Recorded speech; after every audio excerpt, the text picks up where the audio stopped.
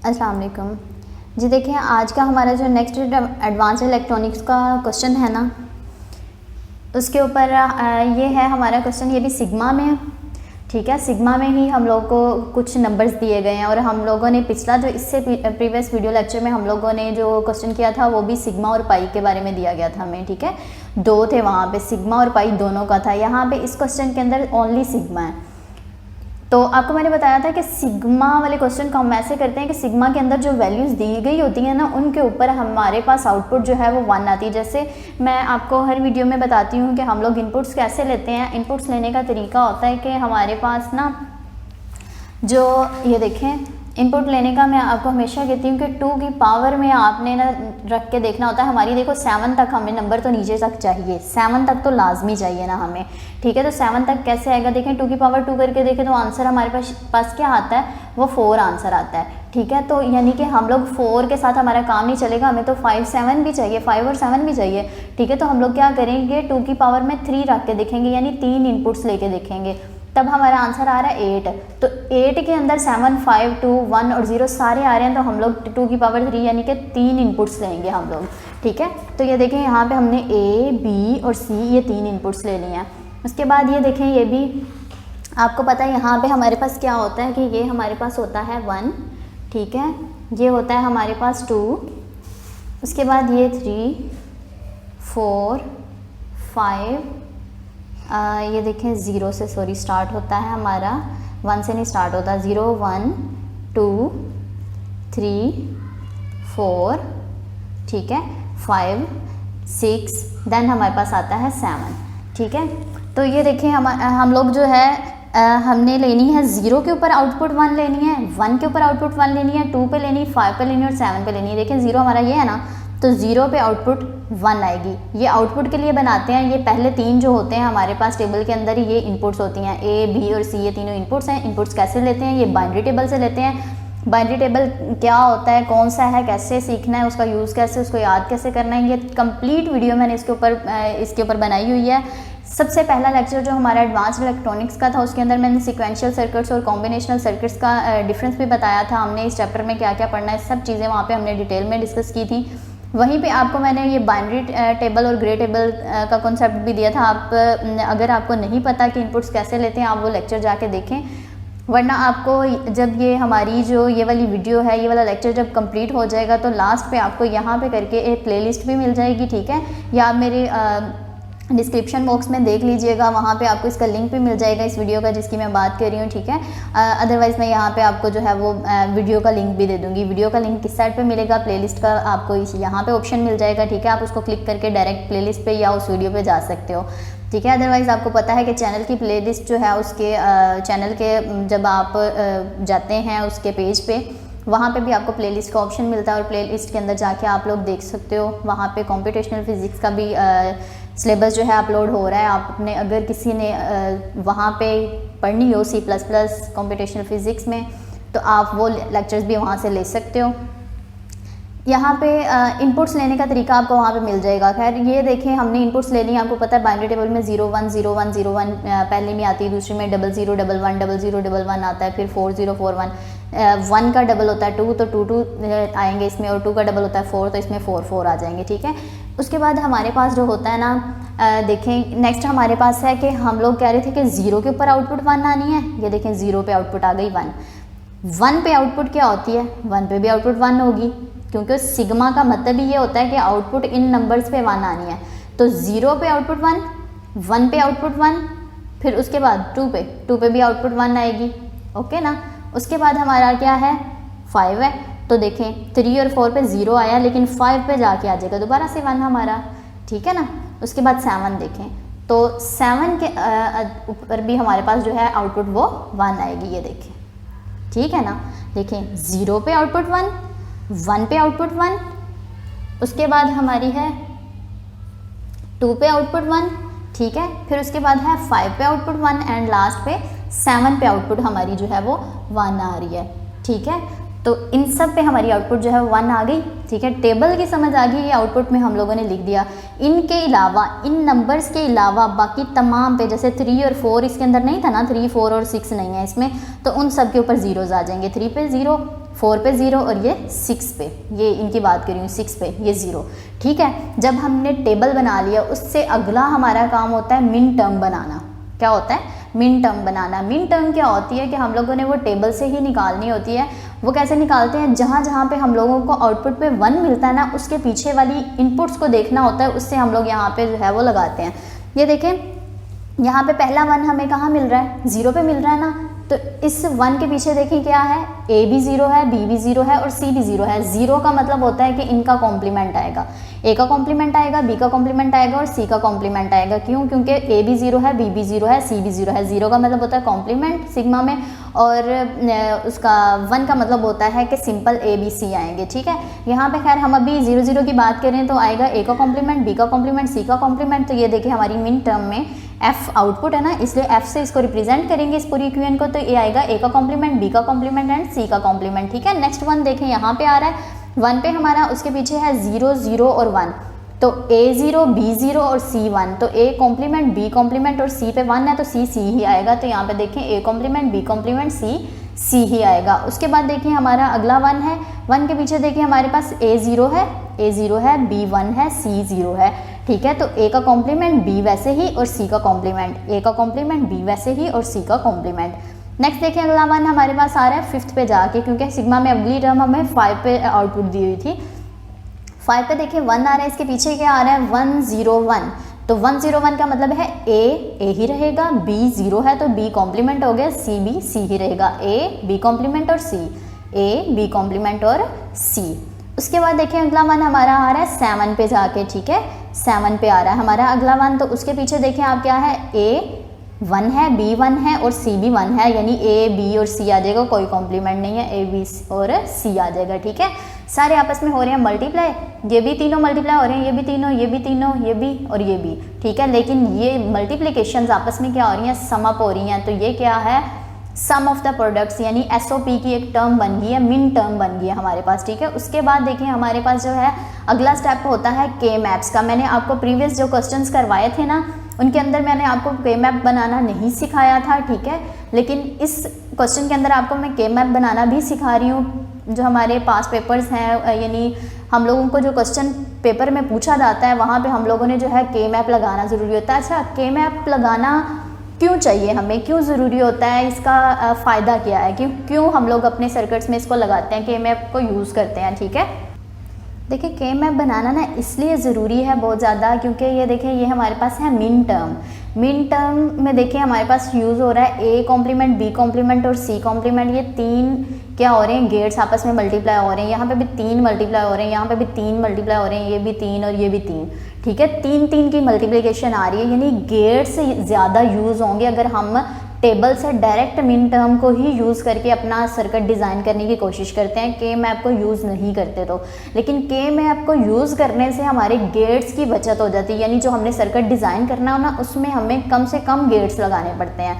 अगर हम direct min term को यूज़ करेंगे ना, तो गेट्स हमें ज़्यादा लगाने पड़ेंगे, क्योंकि देखिए यहाँ पे कितनी लंबी है, ये देखें, इससे मिन टर्म मैं निकालनी आपको सिखाती हूँ सारा, लेकिन वैसे बता रही हूँ कि इससे बाद में जब हमने जो है वो सिंप्लीफाइड मिन टर्म निकाली है, इससे सिंप्लीफाई करके निकाली, तो वो देखिए कितनी छोटी सी आई है। यहाँ पे सिर्फ 2 गेट्स की हमें ज़रूरत है, ये देखें यहाँ पे कितनी छोटी सी है। तो यहाँ पे सर्किट भी हमारा ज़्यादा कॉम्प्लिकेटेड नहीं होगा, छोटा सा होगा और उसमें गेट्स भी कम लगाने पड़ेंगे। यहाँ पे सर्किट भी हमारा कॉम्प्लिकेटेड थे और हम लोगों को वहाँ पे गेट्स भी ज़्यादा यूज़ करने पड़े थे, जिसकी वजह से हमारा जो सर्किट होता है उसके लिए हमारी कॉस्ट भी ज़्यादा हो जाती है, ठीक है, हमारे पैसे ज़्यादा लगते हैं। अपने पैसों की बचत के लिए हम लोग क्या करते हैं, के मैप्स को यूज़ करते हैं। फिर उसके बाद हम लोगों के पास जो चीज़ आती है उससे हम लोग अपने सर्किट को डिज़ाइन करते हैं, ठीक है। ये कह लो कि ये पैसों की बचत के लिए हम लोग के मैप को यूज़ करते हैं, ठीक है। तो ये इसका फ़ायदा था। अब इसका हम देखते हैं इसका यूज़ क्या है। यहाँ पे देखें के मैप को बनाने का ये तरीका होता है कि हमें इनपुट्स यहाँ पे 3 दी गई है ना, तो हम लोगों ने क्या करना होता है, यहाँ पे तो हम लोगों ने लिख दिया BC, ठीक है, और एक जो बची हमारे पास इनपुट उसको इस साइड पे लिख दिया, ठीक है। अगर हमारे पास 4 इनपुट्स होती इन केस, तो हम लोगों ने क्या करना था उस केस में कि हमारे पास यहाँ पे 2 आ जानी थी और 2 यहाँ पे आ जानी थी, ठीक है। यहाँ पे इस केस में हमारे पास है ही एक, तो हमने एक इधर लिख दी, दो इधर लिख दी, ठीक है। अगर 3 दी गई हैं तो आपने क्या करना है, BC को इधर लिख देना है और A को इधर लिख देना है। आपकी मर्जी होती है, यहाँ पे आप X Y Z भी लिख सकते हो, तो X को इधर लिख दो, Y और Z को यहाँ पे लिख दो, ठीक है। LMP लिखा हुआ है तो L को इधर लिख दो, MP को इधर लिख दो, आपकी मर्जी होती है। यहाँ पे इनपुट्स आपने किस नाम से लेनी है, ये कोई स्पेसिफाई नहीं कि ABC ही आपने लेना है, बस मैं वैसे आप लोगों को जो है वो इनिशियली थोड़ा समझा रही हूँ, कॉन्सेप्ट दे रही हूँ, इस वजह से मैं यहाँ पे ABC यूज़ कर रही हूँ। तो ये इसका ये हरगिज़ मतलब नहीं होता कि हम इनको जो है वो आइडेंटिफाई हर केस में ही जो है वो ABC से ही करना बहुत ज़रूरी है, ऐसा कोई इशू नहीं होता यहाँ पे। खैर मैंने आपको बताया 3 इनपुट्स थी, तो एक को यहाँ लिख दिया, 2 को यहाँ पे लिख दिया। अब इसको यहाँ पे कैसे डिफाइन करना है, देखिए यही टर्म को उठाना है, उसको डिफरेंट हम लोगों ने कैटेगरीज में लेना है। कैसे कि पहले हम B का कॉम्प्लीमेंट और C का कॉम्प्लीमेंट दोनों के कॉम्प्लीमेंट्स के साथ इसको लिख देंगे। उसके बाद सिर्फ एक का कॉम्प्लीमेंट लिख दिया, अगली को सिंपल वैसे का वैसे लिख दिया। उससे अगले केस में क्या किया, इसको एज इट इज़ लिख दिया। उससे अगले केस में क्या करेंगे, हम लोग इसको B को वैसे ही रहने देंगे लेकिन C का कॉम्प्लीमेंट ले लेंगे। यहाँ पे जैसे किया था, B का कॉम्प्लीमेंट ले लिया था और C को वैसे रहने दिया था। यहाँ पे क्या करेंगे, यहाँ पे B वैसे ही रहने देंगे और C का कॉम्प्लीमेंट ले लेंगे हम लोग, ठीक है। तो समझ आई ना आपको। यहाँ पे ये देखिए, ये BC को मैंने क्या किया, यहाँ पे दोनों का कॉम्प्लीमेंट ले लिया, यहाँ पे सिर्फ B का कॉम्प्लीमेंट ले लिया, यहाँ पे सिंपल एज इट इज़ लिख दिया और यहाँ पे C का कॉम्प्लीमेंट ले लिया, B वैसे ही रहने दिया। इसी तरह A को यूज़ करें तो एक दफ़ा इसका कॉम्प्लीमेंट से लिख दिया और एक दफ़ा इसको वैसे ही लिख दिया। जैसे हम लोग जो है ना, हम लोग परम्यूटेशंस यूज़ करते हैं ना, जैसे उसमें फैक्टराइजेशन, उसमें सॉरी फैक्टोरियल में हम लोग परम्यूटेशंस यूज़ करते हैं ना कि हम लोगों के पास अगर कुछ नंबर्स लिखे हुए हैं तो हम उनको कैसे कैसे, जैसे बुक्स हैं, फ़र्ज़ करें हमारे पास 3 बुक्स हैं, एक फिज़िक्स की है, केमिस्ट्री की और बायो की है। 3 बुक्स हैं, हम लोग उनको कैसे कैसे अरेंज करके रख सकते हैं कि पहले फिज़िक्स को बायो के साथ रख दो, बायो को फिज़िक्स के साथ रख दो, के ऊपर रख दो, पहले बायो को फिज़िक्स के ऊपर रख दो, फिर फिज़िक्स को बायो के ऊपर रख दो, फिर बायो को केमिस्ट्री पे रख दो, केमिस्ट्री को बायो पे रख दो, केमिस्ट्री को फिज़िक्स पे रख दो, फिज़िक्स को केमिस्ट्री पे रख दो। यानी कितनी परम्यूटेशन है, कितनी तरह से उसको तरतीब दे सकते हैं। इसी तरह हमने इस BC को भी लिखा हुआ है, उसको कैसे कैसे लिख सकते हैं, ये वो तरीके लिखे हुए हैं। यहाँ पे A को लिखने के सिर्फ 2 ही तरीके थे हमारे पास कि A को या तो कॉम्प्लीमेंट से लिख दो या सिंपल लिख दो वैसे का वैसे, तो ये भी लिख दिया हमने। अब यहाँ पे देखें ये अंदर क्या लिखा हुआ है, ये क्या चीज़ है, ये बॉक्सेस क्या हैं।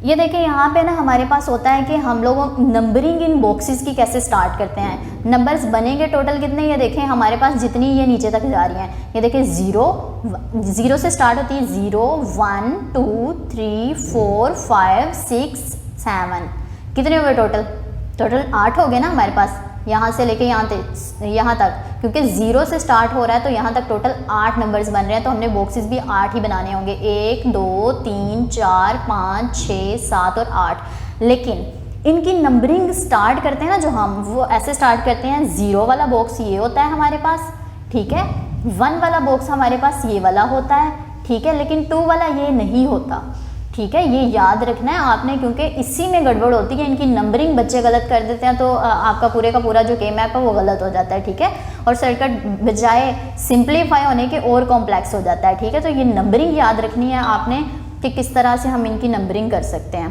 ठीक है।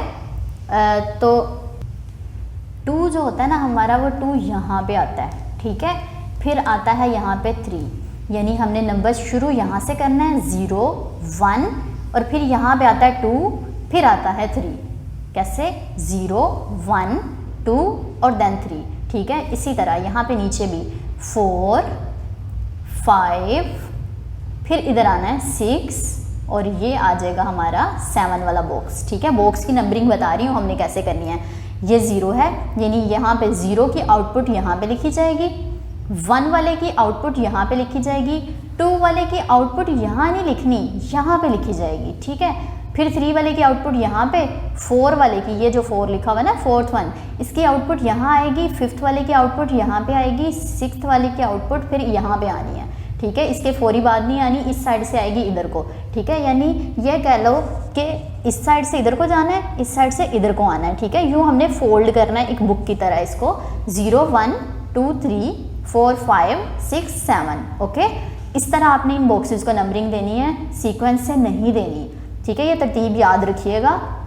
यहाँ पे हमने क्या किया है, यहाँ पे ये 1 कहाँ से आया है, ये देखें, ये 0 पे हमारा 1 आ रहा था ना, ठीक है। तो 0 वाले बॉक्स में हमने क्या किया, 1 लिख दिया, ठीक है। उसके बाद 1 पे भी 1 आ रहा था तो हमने इसके अंदर भी 1 लिख दिया, उसके बाद 2 पे भी 1 आ रहा था। देखो, तो अगर आपने ये बेवकूफ़ी की होती कि इसको सीक्वेंस से लिखा होता, ये 2 वाला बॉक्स होता, तो ये वाला 1 यहाँ पे नहीं आ जाना था, ठीक है। तो ये सीक्वेंस का ध्यान रखिए, ये तरतीब का ध्यान रखिएगा कि हमने 2 यहीं पे लिखना है, 0 1 फिर 2 इधर से शुरू होना है, 2 और 3, ठीक है। तो 2 में 1 फिर इधर जाएगा, अगर आपने ऐसे सीक्वेंस से लिखा होता तो 1 हमारा यहाँ पे आना था उस हिसाब से, ठीक है। तो ये 1 यहाँ पे आएगा। उसके बाद देखें 3 वाला है, तो 3 वाले में कुछ भी नहीं, 0 है, तो 0 का मतलब है कुछ भी नहीं, खाली छोड़ दिया उस बॉक्स को। 4 वाले में भी 0 है तो उसको भी खाली छोड़ दिया। 5th वाले में भी 1 था तो उसमें भी हमने 1 लिख दिया। अगर हम चाहते हैं यहाँ से डायरेक्ट भी हम लोग क्या कर सकते थे, के मैप बना सकते थे, लेकिन हमने एक प्रॉपर जो वे है उसको फॉलो करना है। अगर क्वेश्चन में उसने कहा है कि ट्रुथ टेबल को यूज़ नहीं करना, डायरेक्ट इससे के मैप बनाएं, तो देखें 0 वाले में लिख दिया, आउटपुट आपको पता है सिग्मा क्या देती है, इन नंबर्स पे आउटपुट देती है, यानी इन नंबर्स पे 1 आएगा। तो 0 वाले में 1 लिख देंगे, 1 वाले में भी 1 लिख देंगे, 2 वाले में क्या आएगा, उसमें भी 1 आ जाएगा। फिर उसके बाद 3 और 4 नहीं है तो 3 और 4 में 0 0, यानी यहाँ पे कुछ भी नहीं लिखा जाएगा। उसके बाद 5th वाले में भी सिग्मा के अंदर लिखा हुआ है नंबर, तो उस पर भी 1 आ जाएगा। 6 वाला फिर आता है, 6 वाला है ही नहीं तो यहाँ पे भी 0 है, यानी कुछ भी नहीं आएगा। उसके बाद 7 वाला भी सिग्मा में लिखा हुआ तो यहाँ पे भी आ जाएगा, ठीक है। तो आप डायरेक्ट अगर पूछा गया है क्वेश्चन में, कोई इस तरह का क्वेश्चन पूछ लिया जाए, वैसे पूछते कम ही है इस तरह का क्वेश्चन, लेकिन अगर पूछ लिया जाए तो आपको इसकी जो है वो अंडरस्टैंडिंग होनी चाहिए कि डायरेक्ट इससे के मैप कैसे बनाना है, तो वो भी बन सकता है, ठीक है। उसके बाद हमने यहाँ से सिंप्लीफाई करना है, सिंप्लीफाइड फॉर्म कि ये जो है ये इसमें कैसे बदल गई है, ठीक है, यानी ये तो इतनी लंबी थी, छोटी सी कैसे हो गई है, ठीक है। तो इसको भी बनाने का हम तरीका जो है वो यहाँ पे सीखते हैं। ये देखिए यहाँ पे मेरे पास जो है ना, हमने ना यहाँ पे पेयरिंग करनी होती है कि हम लोग जितने पेयर्स बनाते हैं, यहाँ पे 2 के पेयर्स हो सकते हैं, 8 के पेयर्स हो सकते हैं, ठीक है, सॉरी 4 के भी हो सकते हैं हमारे पास ना, 2 के हो सकते हैं, फिर 4 के हो सकते हैं, फिर 8 के हो सकते हैं पेयर। देखिए यहाँ पे हमारे पास जो है वो कोई भी 4 इकट्ठे नहीं है। जैसे हम लोग छोटे होते पॉप खेलते थे ना, कि POP पॉप, जहाँ पे इकट्ठा हो रहा है, एक जैसा हो रहा है, तो उसको क्या करो, यूँ करके कर दो, तो हम कहते थे जी हम लोग जीत गए हैं, ये नंबर जो है वो हमने ले लिया है, ठीक है। तो यहाँ पे भी वही सिस्टम है तकरीबन। यहाँ पे भी जो पास पास है उनको हमने क्या करना है, मिला देना, ये बॉक्स बना देने हैं, ठीक है। ये देखें ये 1 और 1 साथ थे, इनको मिला दिया। यहाँ पे 4 कोई भी नहीं हो रहे, देखो 4 यहाँ पे 1 होता अगर तो हम लोग 4 का बॉक्स बना लेते, ठीक है। 1 है नहीं था यहाँ पे, तो यहाँ पे ये 3 का बॉक्स तो बन नहीं सकता, मैंने आपको बताया। या तो आप 2 का बना सकते हो, सिर्फ इवन नंबर्स का हो सकता है ना, वो भी उनमें से भी सिर्फ 2 का बना सकते हो, 4 का बना सकते हो और 8 का बना सकते हो, ठीक है। तो ये हम लोगों ने क्या किया, 2 का बना दिया बॉक्स। एक ये भी बॉक्स बन रहा है, ये भी दोनों इकट्ठे हैं, ठीक है, तो इनका बॉक्स भी आ जाएगा, ठीक है। उसके बाद एक चीज़ और याद रखनी है जी, ये जो साइड्स पे होते हैं ना, ये देखें ये और इधर से ये साइड वाला, यानी ये इस बाउंड्री के साथ है, ये इस बाउंड्री के साथ है, तो हम इनको भी आपस में मिला सकते हैं। इस तरह से इसकी बाउंड्री यूं बनाएंगे, ठीक है। फिर उस बाउंड्री को यहाँ पे जाके क्लोज कर देंगे, यानी ये कह लो कि ये जो है, जैसे हम इस किताब को अगर उल्टाएं तो ये 1 ये वाला, ये 0 वाला बॉक्स और ये 2 वाला बॉक्स बिल्कुल साथ नहीं मैच हो जाएंगे, होगा ना ऐसा, ठीक है। तो हमने यही किया हुआ है यहाँ पे कि इसका ये बिल्कुल साथ आ गए, ठीक है। जब हम इनको मिलाएंगे तो ये दोनों भी तो साथ आ जाने थे ना, तो इन दोनों को भी हमने क्या किया, इनसे भी एक पेयर बना दिया। तो अब देखो टोटल बॉक्स हमारे पास कितने बने, एक ये बॉक्स बना, एक ये बॉक्स बना प्रॉपर, ठीक है, 2, और फिर एक इनको मिला के बॉक्स बना, 3 बॉक्स हो गए। तो हम लोग यहाँ पे 3 गेट्स यूज़ करेंगे, ठीक है। जैसे यहाँ पे अब देखें, मतलब हमारी 3 टर्म्स आएंगी हमारी यहाँ पे, कौन कौन सी 3 टर्म्स आएंगी, ये वाली टर्म, ये वाली टर्म और ये वाली टर्म। जितने बॉक्स होते हैं उतनी ही टर्म्स आती हैं हमारे पास, ठीक है। अब टर्म्स को लिखने का तरीका क्या है कि कैसे हम लोगों को कैसे पता यहाँ पे A कॉम्प्लीमेंट और B कॉम्प्लीमेंट ही आएगा। तो देखें सबसे पहले हम क्या करते हैं, हम लोग इस बॉक्स को उठाते हैं, ये वाला जो हमारे पास बॉक्स है ना, ये वाला बना हुआ है, इस बॉक्स को उठाते हैं, इसको पहले ऊपर की तरफ लेके जाओ, ठीक है। इस बॉक्स को ना ऊपर की तरफ लेके जाओ। ऊपर क्या लिखा हुआ है, B complement, C complement, B complement और C। तो यहाँ पे देखो C और C कॉम्प्लीमेंट ये दोनों एक जैसे नहीं हैं, जबकि B कॉम्प्लीमेंट और B एक जैसे हैं। तो ये कर सकते हैं क्या, एक जैसी चीज़ें कर सकती हैं? नहीं, बिल्कुल भी नहीं, एक जैसी चीज़ें नहीं करती, ऑपोजिट चीज़ें करती हैं। देखो ये देखें, ये C है और ये C का कॉम्प्लीमेंट है, यानी ये 0 है तो ये 1 है, अगर ये 0 है तो ये 1 है, ठीक है। तो 0 और 1 आपस में कट सकते हैं, यानी एक समझ लो -1 है, एक +1 है, तो आपस में कट जाएंगे। C और C का कॉम्प्लीमेंट आपस में, सॉरी ये C और C का कॉम्प्लीमेंट क्या होगा, आपस में कट जाएंगे, ऐसे ही होगा ना। तो C और C का कॉम्प्लीमेंट कट के सिर्फ क्या बचा हमारे पास, ऊपर वाली साइड पे B कॉम्प्लीमेंट बचा, बस।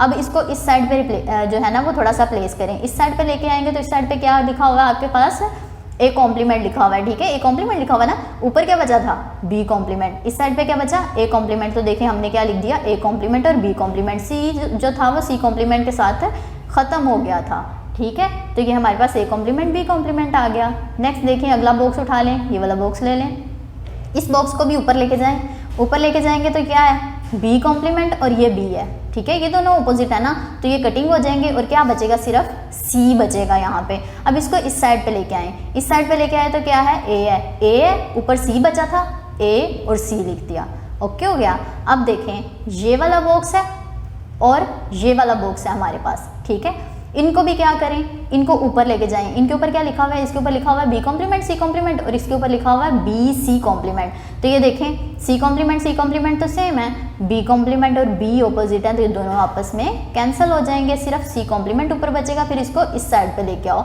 इस साइड पे क्या लिखा हुआ है ए कॉम्प्लीमेंट, तो क्या आ जाएगा ए कॉम्प्लीमेंट और सी कॉम्प्लीमेंट, तो देखिए हमने क्या लिख दिया ए कॉम्प्लीमेंट और सी कॉम्प्लीमेंट। ये हमारे पास आई थी इसकी सिंप्लीफाइड मिन टर्म, ठीक है, ये ओनली मिन टर्म थी जो हमने डायरेक्ट टेबल से निकाली थी, ये के मैप से निकालनी है सिंप्लीफाइड मिन टर्म, ठीक है। अब हम क्या करते हैं इसको डिज़ाइन करके देखते हैं, क्योंकि हम लोगों को क्वेश्चन में बेसिकली जो पूछा जाता है ना वो यही पूछा जाता है कि हमने सर्किट को डिज़ाइन करना है, वो सर्किट को डिज़ाइन कैसे करना है, टेबल से डायरेक्ट करना है या के मैप से करना है, वो बात की बात होती है, ठीक है।